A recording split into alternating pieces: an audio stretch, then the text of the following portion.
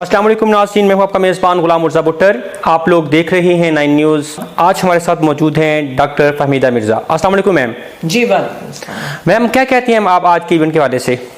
जी, आज हमारी IPCC inter provincial coordination committee जो अंडर IPC आती है उसकी मीटिंग हुई और बहुत अहम एजेंडा थे, जिसमें ख़ास तौर पे ये वीट ट्रांसपोर्टेशन थी कि एक सूबे से दूसरे सूबे में जाने वाली, जिसमें बलूचिस्तान का एजेंडा था। बलूचिस्तान ने हमें भेजा था प्रपोज़ल कि उनको कोई इशू हो रहे थे कि सिंध से गुज़रने में, कि उनको वहाँ रोका जा रहा है, इनके सर्टन ट्रक्स एंड गाड़ियाँ, और वो लिख रहे थे ख़त, लेकिन सिंध से जवाब नहीं आया।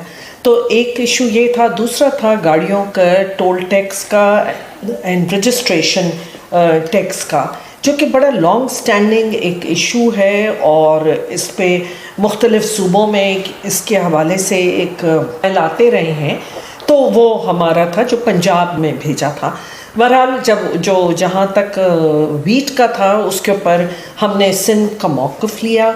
सिंध ने अपना पूरा मौक़िफ़ बताया कि ये कुछ अरसे के लिए उन्होंने ज़रूर बंद किया था, और क्योंकि उस वक्त शायद सीट का एक था कि उनके पास अपने सूबे में वो था, लेकिन हमने बताया कि आर्टिकल 151 जो कॉन्स्टिट्यूशन का है और हमें कॉन्स्टिट्यूशन के तहत ही काम करना है, उसके तहत ट्रेड है, इसको हम बिटवीन द प्रोविंसेस नहीं रोक सकते हैं according to article 151।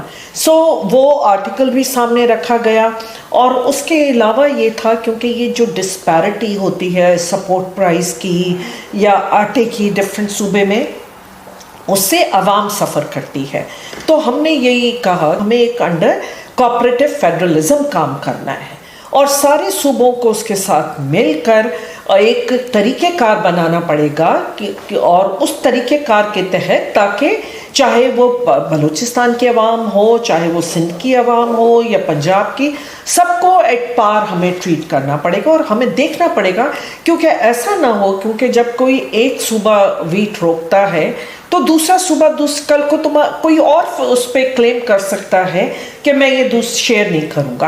Under cooperative federalism काम करना, जिसमें हम अपने छोटे सूबों के जो मसाइल हैं कि उनको भी देखें और किस तरह हम एक कंसेंसस से, सबकी रजामंदी से ऐसा मैकेनिज़्म बनाएं ताकि ना बलूचिस्तान की आवाम सफ़र करे, ना सिंध की आवाम, ना पंजाब, ना KPK की।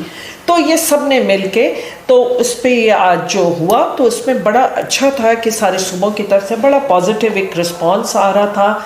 और हमने आगे के लिए यही कहा है कि प्लीज़ एक डैशबोर्ड बनाएं और उस डैशबोर्ड के तहत ये हो कि सबको पता हो कि कौन सा सूबे में कितनी वीट हुई है, कितनी उन्होंने प्रोक्योर की है, कितना हमारे पास इम्पोर्टेड है, कितना स्टॉक में है और किस सूबे की क्या रिक्वायरमेंट है, ताकि अकॉर्डिंगली हम उसको इशू को एड्रेस कर सकें। क्योंकि बहरहाल at the end of the day अवाम होती है जो सफ़र करती है। ये अवाम की सहूलत के लिए हर लॉ बनता है, लेकिन अगर उससे अवाम को ना मिले तो उसका फ़ायदा नहीं है। तो उसके लिए एक ये सब ने एग्री किया है। अब बहरहाल ये पहली मीटिंग थी और मैं उम्मीद करती हूँ आने वाले टाइम में एक पूरा मैकेनिज़्म ये बना के लाए। मैम आप क्या कहती हैं, हम वफाक को कैसे मजबूत बना सकते हैं?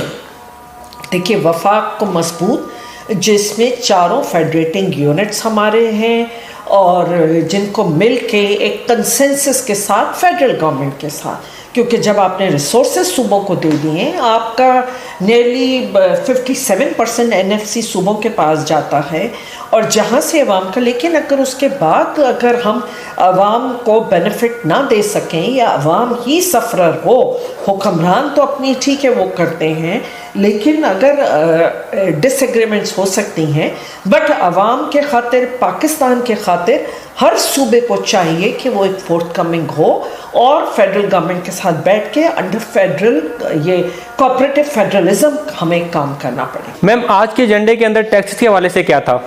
जी, आज के एजेंडे में एक गाड़ियों का टैक्स, क्योंकि ये बहुत लॉन्ग स्टैंडिंग इशू है, बहुत पुराना इशू चला आ रहा है और इसको रिजॉल्व नहीं किया गया।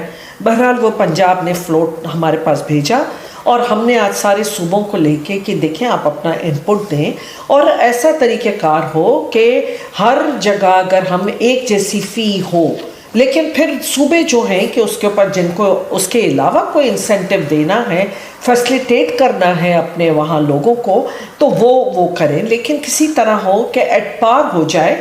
اب اسلام آباد ہے جس میں وہ بہت سارے آئی سی ٹی کے لیول پہ بہت سارے اقدام انہوں نے کیے ہیں، تو انہوں نے دیکھا کہ زیادہ سے زیادہ گاڑیاں ان کے پاس رجسٹر کرا رہی ہیں، ادھر ٹیکس جمع کرا رہی ہیں ان سہولیات کی بنا۔ تو کہنے کا مقصد یہ ہے کہ ٹیکس تو ایٹ پار ہو جائے، لیکن اگر آپ عوام کو سہولیات دیں گے تو اس کے ساتھ آٹومیٹیکلی عوام آپ کے پاس آئے گی۔